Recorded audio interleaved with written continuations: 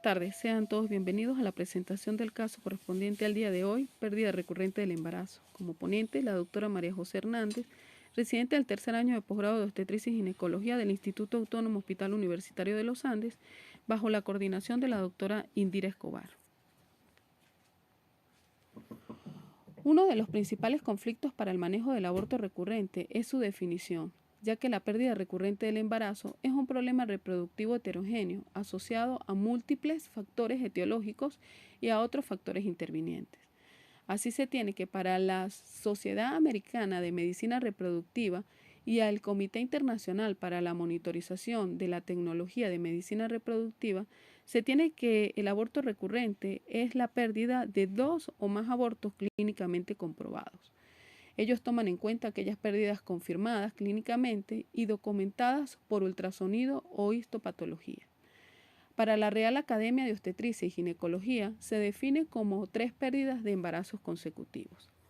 Según la Sociedad Europea para la Reproducción Humana y Embriología, los cuales publicaron en noviembre del 2017 una guía sobre la pérdida recurrente de la gestación, la cual la definen como la pérdida de 2 o más embarazos antes de las 10 semanas de gestación. Ellos toman en cuenta que se reservan el término de aborto recurrente para describir casos donde todas las pérdidas del embarazo han sido confirmadas como pérdidas intrauterinas. Según la Organización Mundial de la Salud, se denomina aborto recurrente como la presencia de 3 o más abortos consecutivos a las 20 semanas o menos de gestación, o con un peso fetal menor a 500 gramos. Teniendo en cuenta que en la mayoría de las mujeres con abortos recurrentes existen muertes embrionarias o fetales y muy pocos abortos suceden después de las 14 semanas de gestación.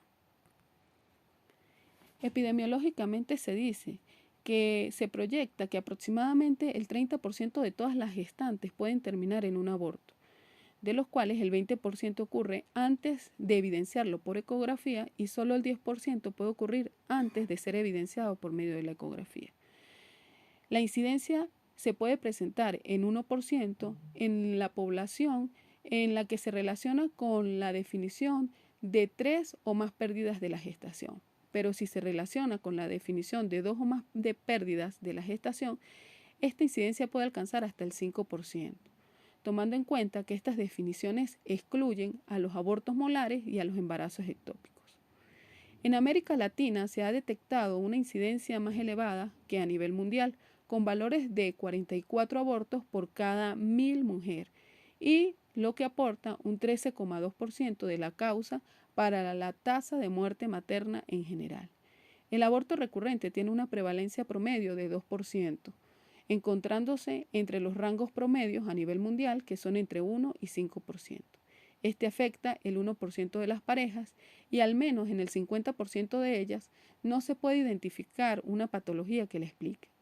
Se dice que solo el 2% de las mujeres embarazadas pueden experimentar 2 pérdidas del embarazo consecutivos y solo entre 0,4 y al 1% terminan en 3 abortos consecutivos. Mientras más edad gestacional se haya alcanzado antes del aborto, mayor es la probabilidad de que exista una patología asociada que explique el aborto recurrente. Se tiene una clasificación donde se dice que las pérdidas recurrentes primarias son aquellas mujeres que nunca han logrado un embarazo viable a término, y como pérdida recurrente secundaria, aquellas mujeres con antecedentes de un nacimiento vivo anterior. En general, el pronóstico de lograr un embarazo exitoso es mejor en las mujeres con pérdida recurrente del embarazo secundario, por lo que hasta la fecha no existe un término específico para describir a las mujeres que han tenido múltiples abortos espontáneos, intercalados con embarazo normal. Entre los factores de riesgo que pueden relacionarse con la producción de las pérdidas recurrentes de gestación se tiene la pérdida gestacional previa. Se dice que se encuentra en el primer lugar de estos antecedentes, dado que el número de pérdidas previas se relaciona estrechamente con la probabilidad de que ocurra una nueva pérdida gestacional, y que a medida que aumenta el número de abortos previos, mayor es la probabilidad de que se presente un nuevo aborto. En cuanto a la edad materna avanzada, este es un factor de riesgo de mayor peso para el aborto, hasta ahora conocido. Existe una fuerte relación entre mayor edad y el deterioro en la calidad ovocitaria, lo que determina una mayor predisposición a la formación de gestaciones aneuploides que evolucionan en la mayoría de las veces a abortos espontáneos. Se tiene que entre 9 al 15% de los abortos clínicos se presentan en mujeres mayores de 35 años y de un 51 a 75% en mujeres mayores de 40 años. En cuanto a la multiparidad, este es un factor relacionado de forma proporcional con la pérdida gestacional, en parte por la relación entre la edad materna y la paridad por compensación reproductiva, es decir, un patrón de comportamiento en el que las parejas intentan repetidamente un embarazo con varias pérdidas gestacionales. Otro factor de riesgo es la finalización del embarazo, donde la forma en que finalizó el embarazo previo influye en la pérdida gestacional del siguiente. Los estudios indican que las mujeres con embarazos a términos tienen mayor probabilidad de pérdida gestacional subsiguiente y el riesgo de perder el embarazo actual aumenta con el número progresivo de pérdidas gestacionales. En cuanto a la edad gestacional al momento de la pérdida del embarazo, se dice que este es un factor de riesgo que ocurre en términos generales, está relacionado más con las edades gestacionales similares en embarazos consecutivos.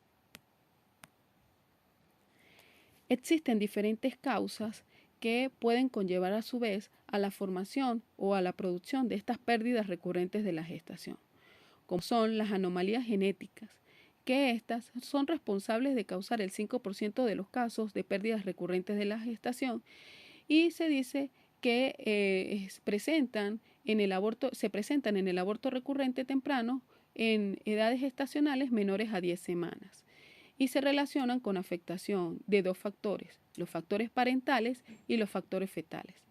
Entre los factores parentales tenemos que los estudios más recientes indican que la edad materna avanzada de la pareja, tomando como mayor de 35 años para la mujer y mayor de 40 años para el hombre, incrementan la frecuencia de rearreglos cromosómicos entre los que se tienen rearreglos equilibrados o robertsonianos, también llamados traslocaciones equilibradas, que representan entre el 3 al 5% de las causas cromosómicas de abortos recurrentes, originando gametos genéticamente desequilibrados, y se presentan en aquellas parejas con abortos recurrentes primarios, donde característicamente dichos individuos son fenotípicamente normal y pueden manifestarse exclusivamente con infertilidad, abortos esporádicos, abortos recurrentes, muerte fetal o antecedentes de fetos o recién nacidos polimalformados, lo que representa una alta probabilidad de abortos en gestaciones subsecuentes, afectando a la mujer en un 72,4% y al hombre en un 61,1%. Otro de los factores parentales que se pueden presentar son los desequilibrados, las aneuploidías y los mosaicismos. En cuanto a los factores fetales, estos representan un número de casos, siendo el de mayor caso la triploidía, que representa un 50%, y los mosaicismos y triploidías, los cuales se presentan a su vez en un 15 a 20% de los casos. En cuanto a las causas uterinas anatómicas, se tiene que estas representan el 13% de las causas de aborto recurrente y se pueden clasificar como anomalías congénitas o como anomalías adquiridas. En cuanto a las anomalías congénitas, en este caso se dice que la prevalencia no está bien establecida. Si se relaciona con abortos recurrentes de 3 o más pérdidas, la frecuencia es de 15,4%, pero si se relaciona con 2 o más pérdidas, la frecuencia disminuye a 10,9%.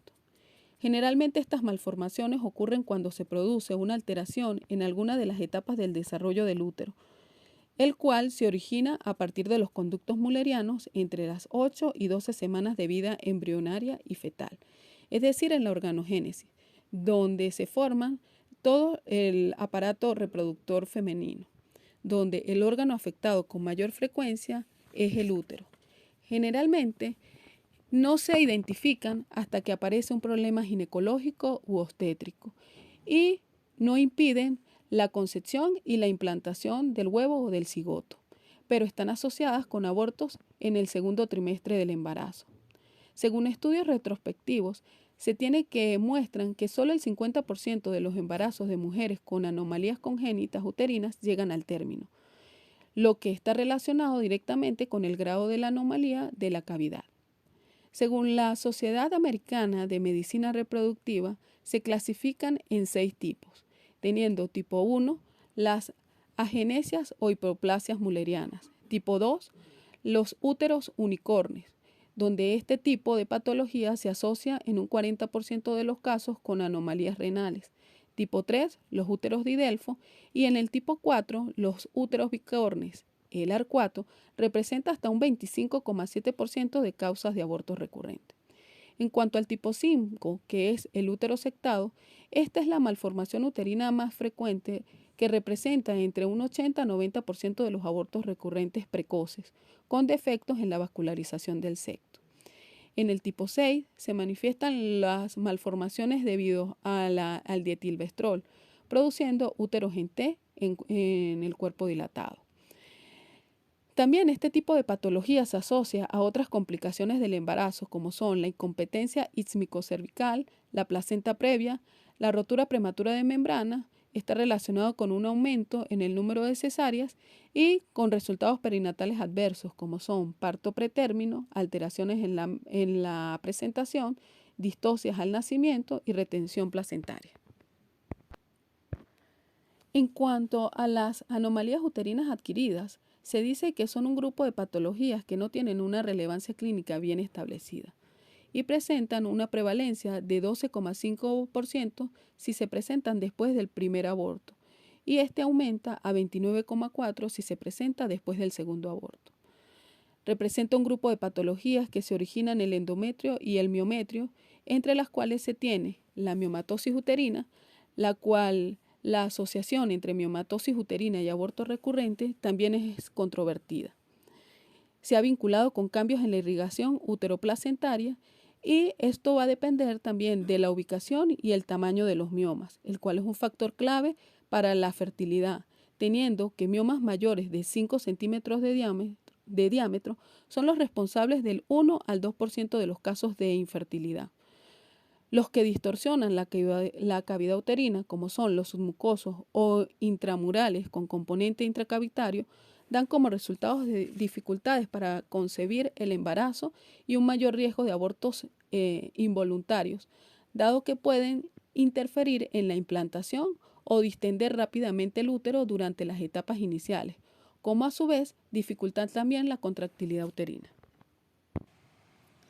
En cuanto a los pólipos endometriales, se dice que estos aparecen al proliferar una zona de la capa basal del endometrio, las cuales tienden a crecer cuando los niveles de estrógeno están elevados. Entre los factores de riesgo que pueden conllevar a la producción de estos pólipos tenemos un aumento en la concentración de estrógeno, también ciclos anovulatorios, insuficiencia lútea, donde se produce una insuficiencia de progesterona. También están relacionados con edades maternas avanzadas, con procesos inflamatorios crónicos a nivel uterino, obesidad e hipertensión arterial.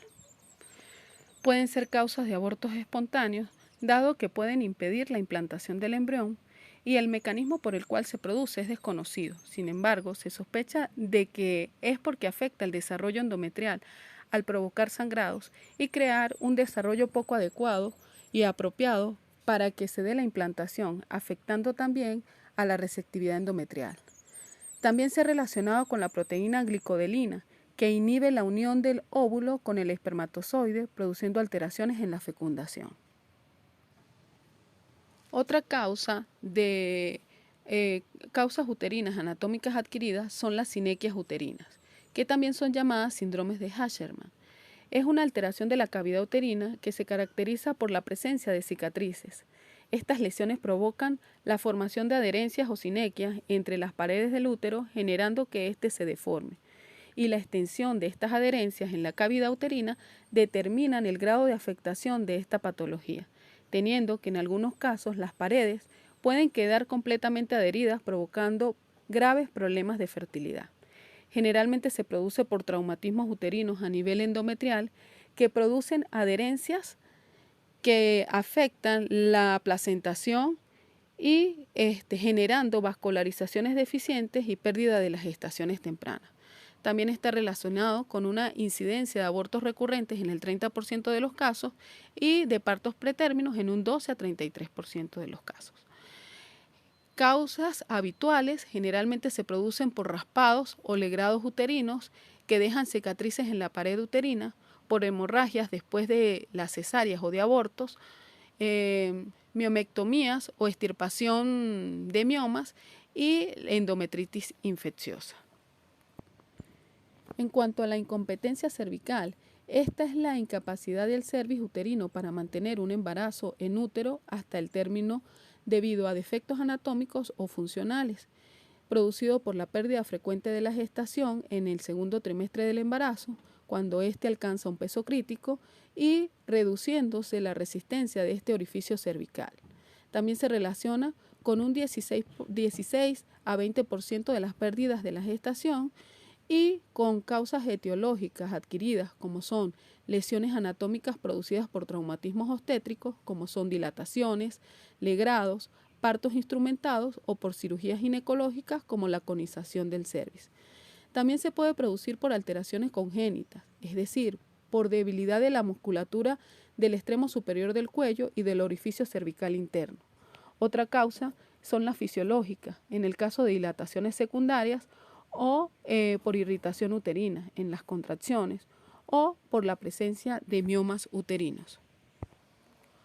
Otra causa que puede llevar a la pérdida recurrente de la gestación son las endocrinopatías, que representan entre un 8 y 15% de los casos, entre los que destaca las enfermedades tiroideas, especialmente el hipotiroidismo, que es más común por déficit de yodo, y en los países desarrollados es la causa principal de inmunidad tiroidea.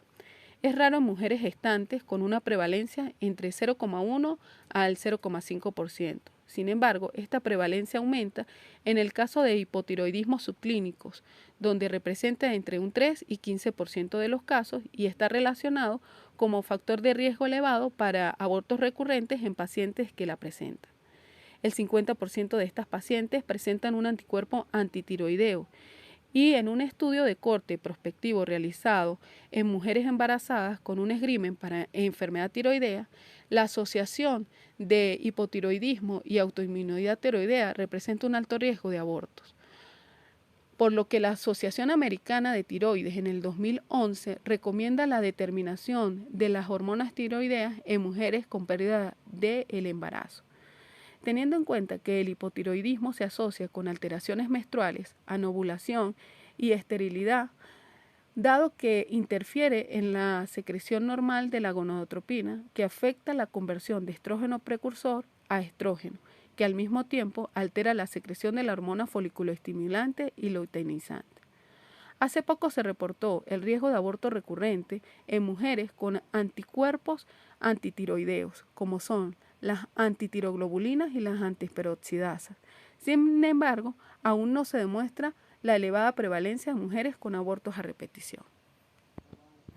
Otra causa de endocrinopatías es la hiperprolactinemia, la cual interfiere en la secreción pulsátil hipotalámica normal de las hormonas liberadoras de gonadotropina y la estimulación de la secreción hipofisiaria de gonadotropina ejercida por esta hormona, por lo que se ha relacionado con pérdida recurrente del embarazo, produciéndose afectación en el desarrollo folicular normal, en la maduración de los ovocitos y acortándose la fase lútea del ciclo, por lo que se tiene que la prolactina es necesaria para una correcta implantación y placentación.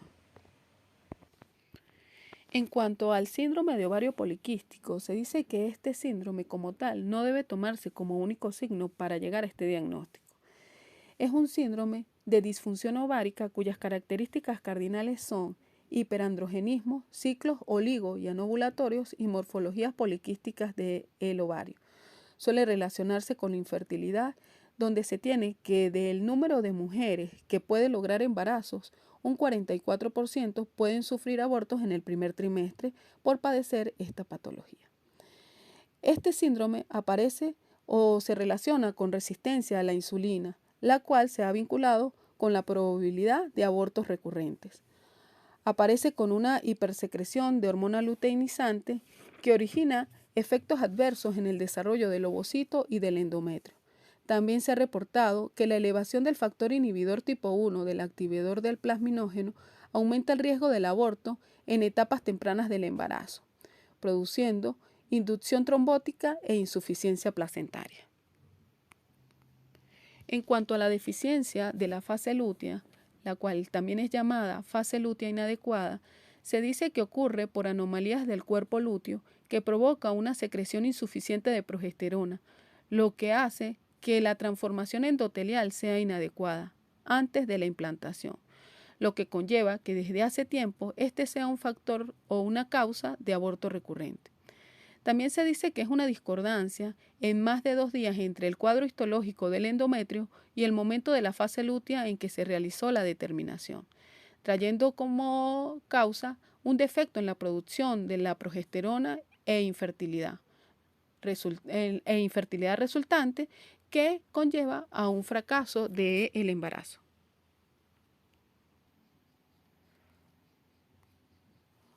Otra causa de endocrinopatías son las diabetes mellitus, que constituye un factor de riesgo para abortos y malformaciones fetales, solo cuando existe un mal control metabólico de este.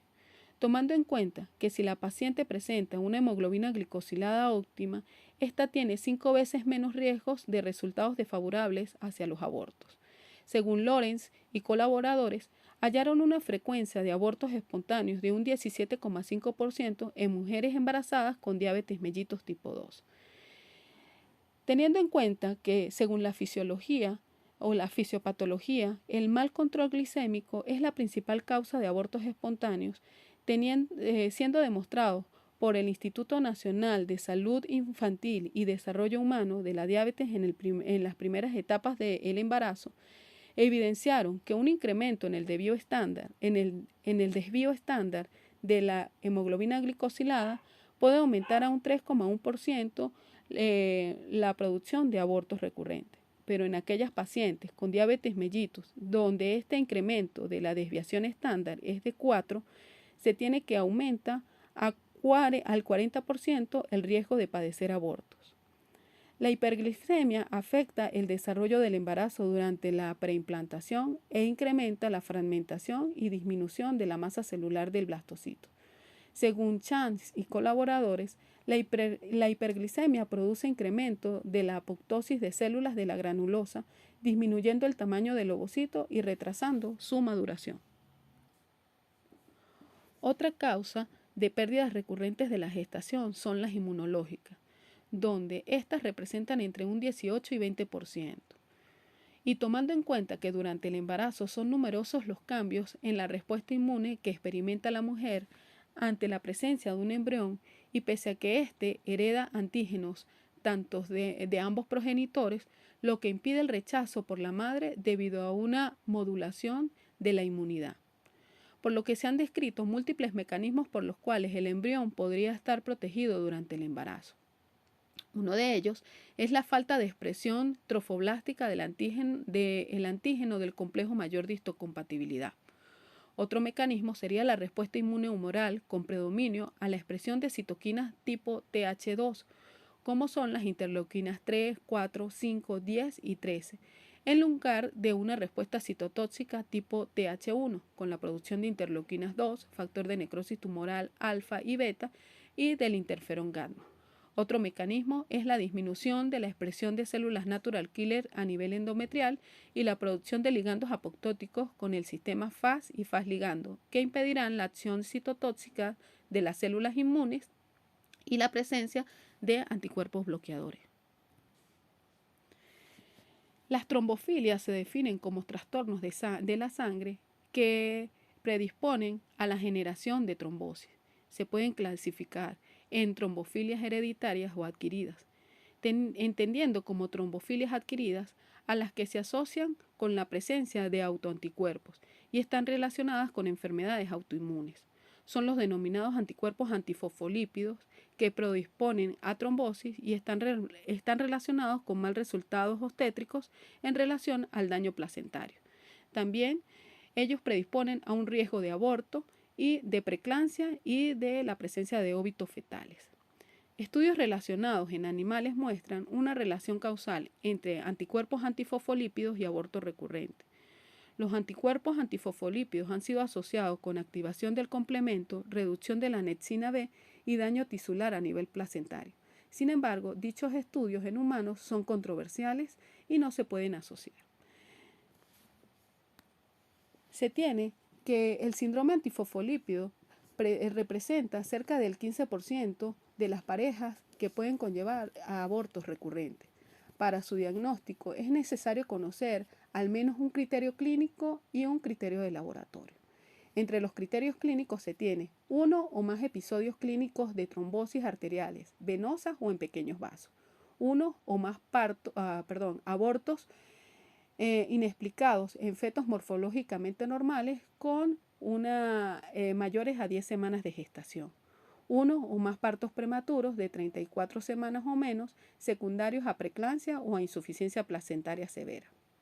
También 3 o más abortos recurrentes antes de las 10 semanas en el que se ha excluido causas anatómicas, hormonales o genéticas entre ambos padres. Otros son los criterios diagnósticos, donde se tiene que tomar en cuenta los anticuerpos anticardiolipina, los cuales presentan títulos moderados a altos mayores a 40. También la presencia de anticuerpos lúpicos positivos o los anti-beta 2 con glicoproteínas 1 que se presentan mayores al percentil 99. El mecanismo por el cual los anticuerpos antifosfolípidos pueden asociarse con pérdidas embrionarias y fetales incluyen disminución de la fusión, diferenciación e invasión trofoblástica, trombosis progresiva e infarto placentario. Los anticuerpos pueden producir daños directos al trofoblasto, conllevando a la apoptosis a nivel del sitio trofoblasto, lo que inicia un proceso en la vía inflamatoria en la superficie. Los isotipos de anticuerpos, como las IgG y las IgM, promueven activación de las células endoteliales a nivel de los monocitos y plaquetas que pueden aumentar las concentraciones de tromboxano A2. También se tiene que hablar de las trombofilias hereditarias, que se presentan cuando existe una mutación en algunos genes que codifican para factores de la coagulación o para proteínas que intervienen en la inhibición de la coagulación o en el sistema fibrinolítico, que conlleva a una mayor predisposición de formar coágulos. Se pueden clasificar en dos grupos. Uno, con disminución de la función, donde se tiene que la mutación afecta a algún gen que está relacionado con la síntesis de moléculas anticoagulantes. En este grupo se encuentra déficit de las antitrombinas, también déficit de la proteína C o resistencia a la proteína C activada y déficit de la proteína S. Y otra clasificación es por ganancia de la función, donde son mutaciones que afectan el producto modificando la actividad de dicha molécula. En este grupo se encuentran el factor 5 o factor 5 de Leiden, el factor 3 o protrombina G y el polimorfismo 4G5G en el promotor del gen, inhibidor y activador tisular del plasminógeno. Otro sería la variante termolábil de la metil entre tetrahidrofolato reductasa. Y también se tiene que desde mediados de épocas de los 90 se comenzaron a publicar trabajos científicos donde se establecía una asociación entre las trombofilias hereditarias y malos resultados obstétricos, teniendo que éstas se relacionan en un 8% con abortos recurrentes, pero a su vez también están relacionadas con pérdidas fetales, con desprendimientos de placenta, con preeclampsia y con retardo del crecimiento intrauterino. Otro de las causas de pérdida recurrente de la gestación son las infecciosas, las cuales representan entre un 4 a 5% de la etiología de abortos recurrentes. Se han identificado también como agentes causales de abortos espontáneos y el factor se atribuye a la pérdida, a la producción de especies reactivas de oxígeno, a metabolitos intermediarios tóxicos, a la presencia de citocinas o citoquinas y a agentes proinflamatorios. Cuando la inflamación o la infección, se propaga a los tejidos fetales, puede provocar pérdida de la gestación o malformaciones fetales. Entre los agentes infecciosos causales de abortos recurrentes se encuentran con mayor frecuencia el Mycoplasma hominis, el Uroplasma urealyticum, el Toxoplasma gondii, el Treponema pálido, la Clamidia trachomatis, la Neisseria gonorrhoeae, el Streptococcus agalactiae y la Listeria monocytogenes. Y entre los virus se tiene la rubiola, el herpes simple, el citomegalovirus y el virus Coxsackie. Sin embargo, estos virus están más relacionados con pérdidas espontáneas de la gestación más que con pérdidas recurrentes. También se tiene que se pueden presentar las endometritis, que es una inflamación causada en el endometrio, una inflamación crónica que se debe a agentes infecciosos que ascienden hasta el miometrio o hasta el tejido parametrial. Según Gus y colaboradores, se tiene que para el 2017 se demostró que la endometritis crónica altera la deciduación de las células del estroma endometrial mediante la expresión aberrante de receptores de estrógeno y progesterona, debilitando la acción de la progesterona e induciendo una resistencia de la misma, lo que conlleva a una alteración en la receptividad del endometrial, a fallas en la implantación y en alteraciones en la consecución de la gestación. Otra de las causas que pueden llevar a la pérdida recurrente de la gestación son las causas iatrogénicas, donde una de ellas sería el estilo de vida. Generalmente, las pacientes que son obesas tienen un riesgo elevado de abortos recurrentes.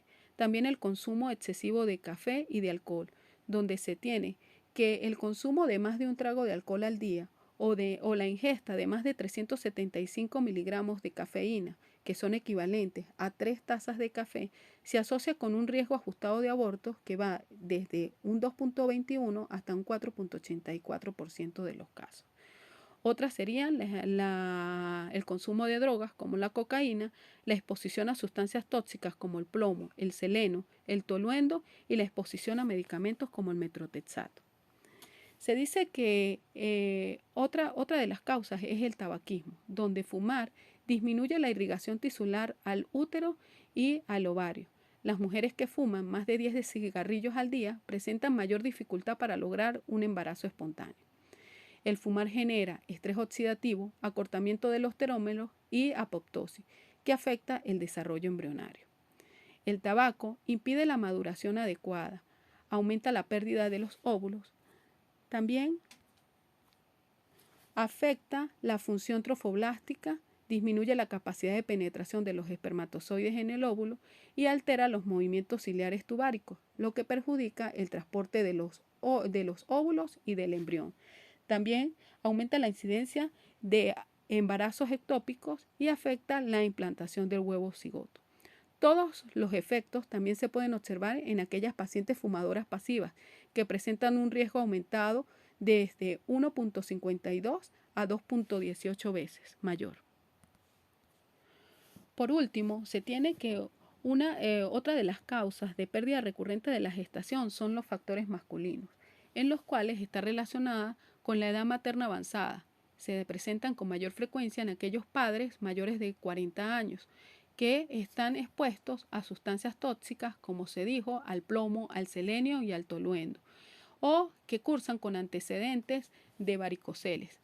También está relacionada con una elevada producción de especies reactivas de oxígeno presentes en el semen y a la exposición excesiva del calor.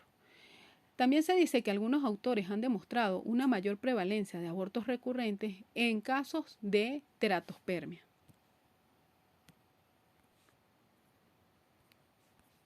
En cuanto al diagnóstico de estas patologías, se debe realizar por medio de la historia clínica, donde se debe realizar un buen interrogatorio para evidenciar los antecedentes heredofamiliares o patológicos.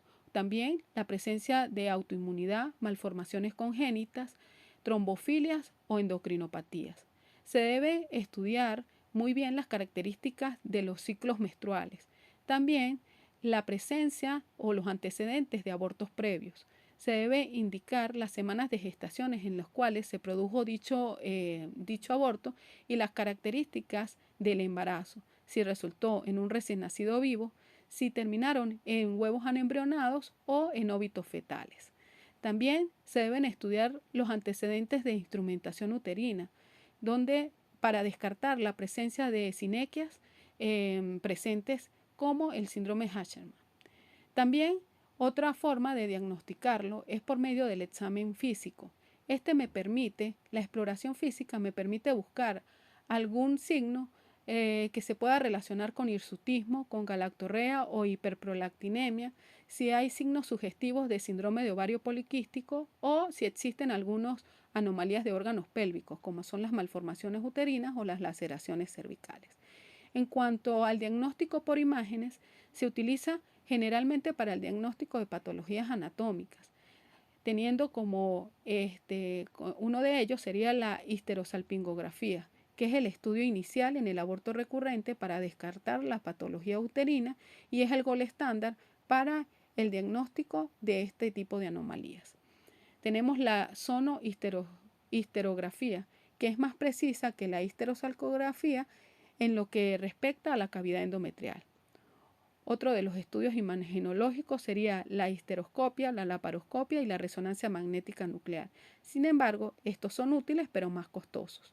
En cuanto a la resonancia magnética nuclear, esta es más invasiva y se usa como segunda línea cuando se requiere de información adicional para determinar el diagnóstico de dichas patologías. En cuanto al diagnóstico de la evaluación genética, se dice que se debe realizar un análisis citogenético del tejido abortado, el cual es útil a partir del segundo aborto. Este tiene como limitación fallas en el cultivo o que se puede presentar contaminación con células maternas. Es útil en parejas con abortos euploides o con translocaciones desbalanceadas. También se debe solicitar para el diagnóstico el cariotipo, el cual es útil en los estudios de desórdenes genéticos estructurales. Otro método diagnóstico es la fertilización in vitro con diagnóstico genético preconcesional, que puede contribuir como una herramienta útil en las parejas portadoras de translocaciones balanceadas con abortos recurrentes. También se debe utilizar la cordocentesis, la amniocentesis y la biopsia de vellosidades coriales como diagnóstico de esta patología. Para la evaluación endocrina se tiene que en las pacientes con hipotiroidismo subclínico se debe solicitar niveles de hormonas tiroideas en cada trimestre de la gestación a toda paciente que tenga historia de aborto recurrente. También anticuerpos antitiroideos y antitiroglobulina. En el caso de pacientes que cursen con diabetes mellitus, el diagnóstico se debe realizar por medio de las glicemias en ayunas y los niveles de hemoglobina glicosilada. En el caso del hipotiroidismo de la hiperprolactinemia, se debe solicitar la prolactina en ayunas al inicio del ciclo menstrual. Para la evaluación de la deficiencia luteínica se debe solicitar la FSH en el tercer día del ciclo y el estradiol. Y también se hace el diagnóstico por medio de la biopsia endometrial. Para la evaluación diagnóstica inmunológica se tiene que para los anticuerpos antifosfolípidos se debe realizar el diagnóstico por medio de los anticoagulantes lúpicos. También el anticuerpo anticardiolipina y los anticuerpos anti-beta 2. En el caso del diagnóstico de las trombofilias hereditarias se debe realizar mutación del factor 5 de Leiden, mutación del gen de la protrombina y las pruebas de funcionamiento de la proteína S y de la proteína C. Otra de las pruebas diagnósticas que se deben realizar en el caso de la evaluación infecciosa son los cultivos, el cual va a ser específico de acuerdo al cuadro clínico que presente la paciente. Y en caso del diagnóstico de la evaluación iatrogénica, se debe realizar un cribado para la exposición a sustancias tóxicas, se debe calcular el índice de masa corporal para determinar el nivel de obesidad que presenta la paciente y también se deben realizar pruebas para determinar si hay la presencia o no de enfermedades celíacas. En cuanto al tratamiento de la pérdida recurrente de la gestación, se tiene que para las alteraciones genéticas Se va a valorar la viabilidad en base a la edad gestacional y a las alteraciones genéticas que fueron diagnosticadas. El tratamiento para las alteraciones anatómicas generalmente está dado por las cirugías de corrección de anomalías, que no solamente sirve como tratamiento en el aborto recurrente, sino también en los partos pretérminos. Otro de los tratamientos es la histeroscopia, que es utilizado como corrección en el caso de la presencia de tabiques. Este es útil debido a la baja mortalidad y que a su vez también permite la posibilidad de la producción de un parto por vía vaginal. Se tiene que la histeroscopia y la laparoscopia es el tratamiento gold estándar para la corrección de tabiques, de septos, de la presencia de pólipos y de miomas ulcerosos. Otro tratamiento para las alteraciones anatómicas son las miomectomías, las cuales solo están indicadas en aquellas pacientes con antecedentes de complicaciones obstétricas que aparecen relacionadas con la presencia de los miomas intramurales con componente intracavitario. Otro son las polipectomías y otro tratamiento sería el cerclaje cervical, el cual está indicado a partir de las 12 o 16 semanas de gestación. En cuanto al tratamiento de la pérdida recurrente de la gestación por causas endocrinológicas, va a depender del tipo de patología que se presente. Así se tiene que en el hipotiroidismo se utiliza la levotirosina, pero generalmente es utilizado en aquellas pacientes con hipotiroidismo subclínico, como diagnóstico preconcepcional, que presentan niveles de hormonas tiroideas menores a 2.5 unidades por litro. No se recomienda este tipo de tratamiento en las pacientes eutiroideas. Y una vez logrado el embarazo, se dice que la dosis debe aumentar en un 30 a 50% por 4 a 6 semanas para poder mantener valores de hormonas tiroideas menores a 2,5 unidades por litro en el primer trimestre y a 3 en el segundo y tercer trimestre. En el caso del tratamiento de las patologías de diabetes, se dice que se puede utilizar hipoglicemiantes orales como son la metformina o en aquellas pacientes diabéticas tipo 1 se puede utilizar la insulina. Para el tratamiento de las hiperprolactinemias se recomienda la bromocriptina y la carbegolina. Y para el déficit de la fase lútea se recomienda la progesterona micronizada de 400 miligramos vía vaginal cada 12 horas o vía oral también se puede recomendar. Y generalmente se dice que es útil en aquellas pacientes con abortos recurrentes de causas idiopáticas, donde se debe iniciar precozmente el tratamiento y se debe mantener, según algunos autores, hasta las 8 semanas de gestación. En el caso del tratamiento de las alteraciones inmunológicas, se tiene que para el síndrome antifosfolípido se debe utilizar la aspirina a bajas dosis y la heparina a dosis profiláctica. Se utilizan heparinas de bajo peso molecular en dosis entre 40 miligramos al día por vía subcutánea. Según un estudio Kochaner y varios metaanálisis, evaluaron en pacientes con abortos recurrentes y con la presencia de anticuerpos antifosfolípidos positivos que la combinación de la aspirina más la heparina de bajo peso molecular mejora la tasa de nacimientos vivos en comparación con el uso solo de aspirina sola. Esto tiene un nivel de evidencia 1A. Para el tratamiento de las trombofilias hereditarias se utiliza también la heparina de bajo peso molecular a dosis profiláctica de 40 miligramos vía subcutánea cada 24 horas, utilizado para la prevención de malos resultados obstétricos en pacientes con laboratorios positivos para la trombofilia hereditaria y se utiliza como tratamiento profiláctico en aquellas pacientes con historias de trombosis, de tromboembolismos venosos o que presenten gravedad de la trombofilia hereditaria o que presenten a su vez también otros factores de riesgos adicionales. También se tiene que en el tratamiento de las alteraciones infecciosas se debe indicar tratamiento antimicrobiano específico en base a la etiología que presentó de acuerdo al cultivo que se le realizó a la paciente. Otra es el tratamiento de las causas iatrogénicas, como son, en el caso de enfermedades celíacas, se debe indicar dieta y suplementos nutricionales. En pacientes obesas se debe indicar ácido fólico, vitamina B6 y vitamina B12. En pacientes con teratosospermia se utiliza como tratamiento la fertilización in vitro. En la hiperhomocisteinemia se indican dietas, anticoagulación profiláctica y en aquellos pacientes con hábitos tabáquicos, alcohólicos o que están expuestos a productos tóxicos, el tratamiento se debe indicar, el tratamiento es limitar la exposición a dichas sustancias tóxicas. En cuanto al artículo que corresponde al tema, tengo un trabajo realizado por una revista chilena de obstetricia y ginecología, publicado en el 2019, y el cual habla de la revisión de la utilidad del uso de la progesterona en abortos recurrentes de causas no precisadas, donde se tiene que el aborto recurrente de causas no precisadas es un problema de salud reproductiva que impacta importantemente en las parejas. En casi el 50% de los casos de abortos recurrentes no se encuentra una etiología clara, por lo que es necesario lograr encontrar estrategias de tratamiento que puedan ayudar a mejorar la probabilidad de lograr un embarazo a término.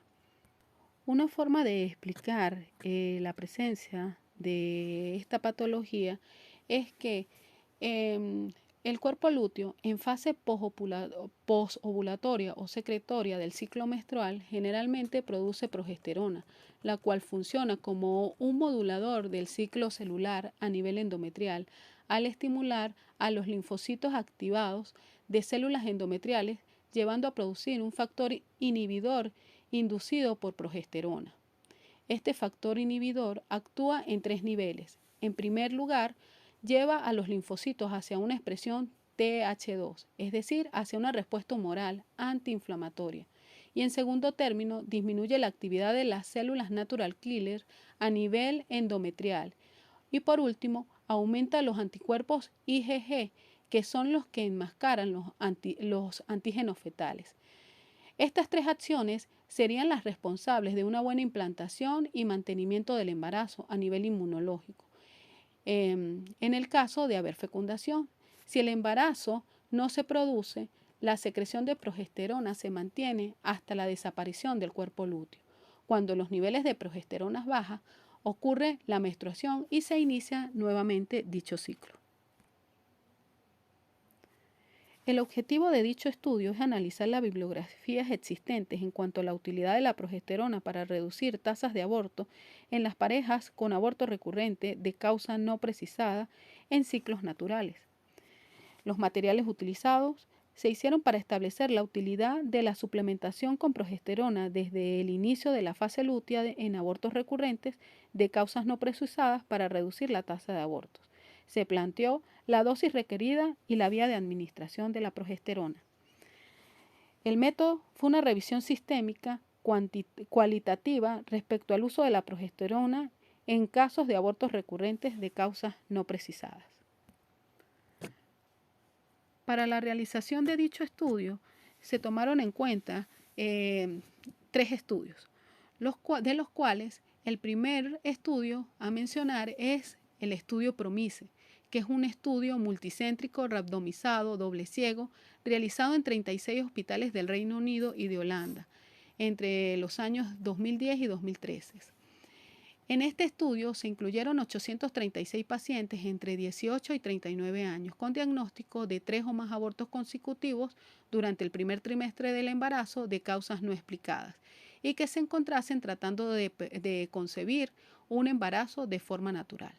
Para la intervención se utilizaron 400 miligramos de progesterona cada 12 horas por vía intravaginal, desde el diagnóstico del embarazo con test de orina con un embarazo de menos de 6 semanas por longitud cefalonalgas y hasta las 12 semanas de gestación. El objetivo primario fue identificar el porcentaje de recién nacidos vivos de 24 semanas o más. El grupo que recibió progesterona tuvo un 65,5% de embarazos con recién nacidos vivos de 24 semanas o más, mientras que el grupo que recibió placebo un 63,3% de recién nacidos vivos sobre esa misma edad gestacional, por lo que se determina que no hubo diferencia significativa entre ambos grupos. Uno de los resultados secundarios del estudio fue la frecuencia de abortos en ambos grupos luego de la intervención. El grupo que recibió progesterona tuvo 32.2% de abortos y el grupo que recibió placebo un 33.4%, por lo cual no se evidencia una diferencia estadísticamente significativa en este estudio. En cuanto al segundo estudio publicado, se tiene que es el estudio de Stephenson y colaboradores. Es un estudio de corte retrospectivo realizado en el Hospital de la Universidad de Chicago entre los años 2004 y 2012, donde toman a 116 pacientes entre edades comprendidas entre 25 y 43 años con antecedentes de 2 o más abortos de menos de 10 semanas de gestación, en el cual se incluyó la realización de una biopsia endometrial entre los 9 y los 11 días posterior al inicio de la fase lútea. Se realizó esta biopsia endometrial buscando el factor endometrial denominador de ciclina nuclear, que está sobreexpresado en pacientes con abortos recurrentes. En dicho estudio se excluyeron a aquellas pacientes en las que se encontró de forma concomitante que a través de la biopsia presentaban endometritis o alteraciones en la maduración estromal o glandular. La intervención se realizó con 100 a 200 miligramos de progesterona micronizada vía vaginal cada 12 horas a partir del tercer día del ciclo de la fase lútea, tomado como el día 13 del ciclo menstrual. En el caso de las pacientes con valores de factor endometrial normal, ellas no recibieron progesterona. En esta investigación, 51% de las muestras tenían la expresión alterada de la molécula del factor endometrial, lo que se normalizaba con el uso de progesterona hasta en un 81% de los casos, lo que fue un denominador como realizado por medio de una nueva biopsia. En aquellas pacientes que no logran normalizar el parámetro, se aumentaba la dosis de progesterona y en las pacientes con alteraciones de este factor se observó un aumento de la tasa de embarazos de un 6 a un 69% con el uso de progesterona. El grupo con el factor normal también mostró una mejoría de 11 a 67% en la probabilidad de embarazos, teniendo que la tasa de abortos recurrentes pre y post tratamiento disminuyeron significativo en ambos grupos, en un 86% a un 29% en el grupo con factor alterado y en un 84% a un 32% en aquel grupo con el factor normal. El tercer estudio es realizado por Ismaili y colaboradores y fue un estudio randomizado, controlado, doble ciego, que se realizó entre los años 2012 y 2014 en Egipto. Este tenía como objetivo evaluar el uso de la progesterona desde el inicio de la fase lútea previa a la confirmación del embarazo para prevenir abortos en pacientes con historia de aborto recurrente. En el caso de lograrse el embarazo, se mantenía hasta las 28 semanas de gestación. En este se incluyeron 700 mujeres entre 20 y 39 años con historia de aborto recurrente, quienes tenían relaciones sexuales regularmente con la misma pareja.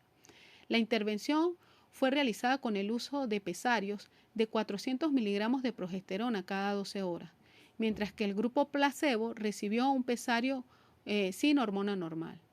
El inicio de la fase lútea fue definido como el momento de la ovulación determinado mediante el uso de ecografía transvaginal.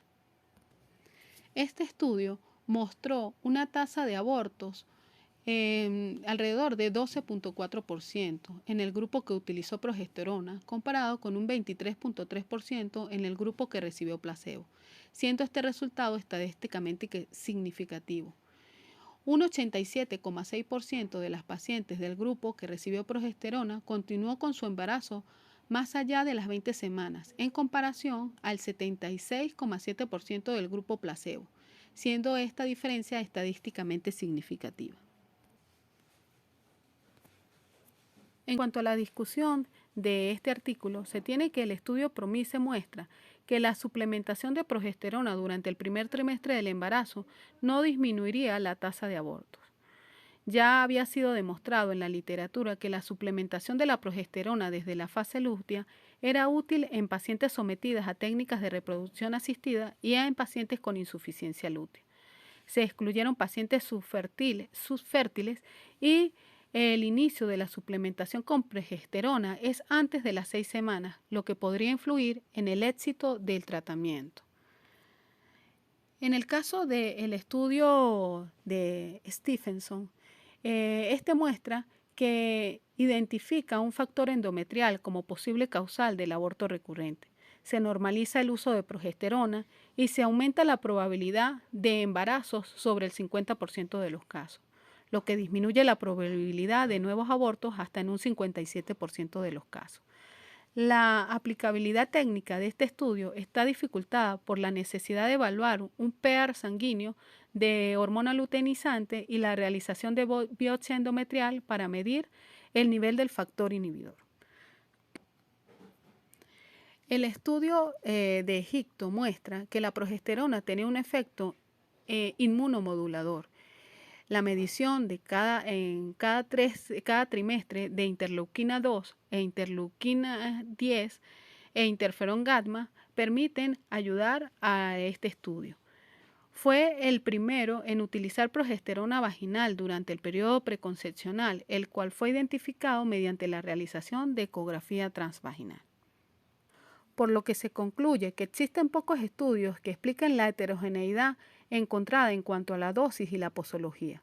El uso de progesterona vaginal, iniciada al comienzo de la fase lútea en dosis de 400 miligramos cada 12 horas, parece tener un efecto positivo en la tasa de abortos recurrentes para embarazos subsecuentes. Estudios respecto a la adecuación de la dosis o bien al uso del fármaco como la dihidroprogesterona podría ser útil para determinar cuál es la mejor intervención. La factibilidad del factor inhibidor o algún derivado de este de manera menos engorrosa podría ayudar a acortar el grupo de pacientes que sí se benefician con dicha intervención. El problema de dicho estudio es que en el inicio de la suplementación de progesterona se dice que se realiza antes o después del diagnóstico del embarazo. La mayor producción y secreción de progesterona en mujeres con ciclos menstruales sin alteraciones se produce durante la fase lútea, es decir, posterior a la ovulación. El estándar ideal es el seguimiento folicular por medios ecográficos, también el PEAR de la hormona luteinizante o la relación entre estradiol y pregnadiol, lo que produce un cambio en la percepción del moco cervical asociado a los niveles de estrógenos y progesterona en el ciclo ovárico.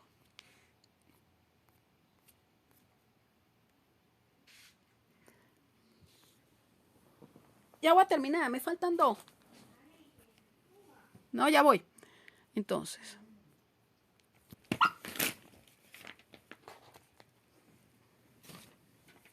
fuera aquí, fuera aquí, fuera aquí, fuera aquí, fuera aquí, fuera.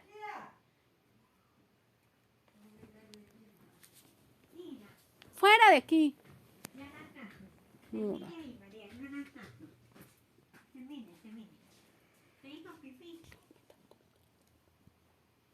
No, estaba aquí metida entre los cuadernos.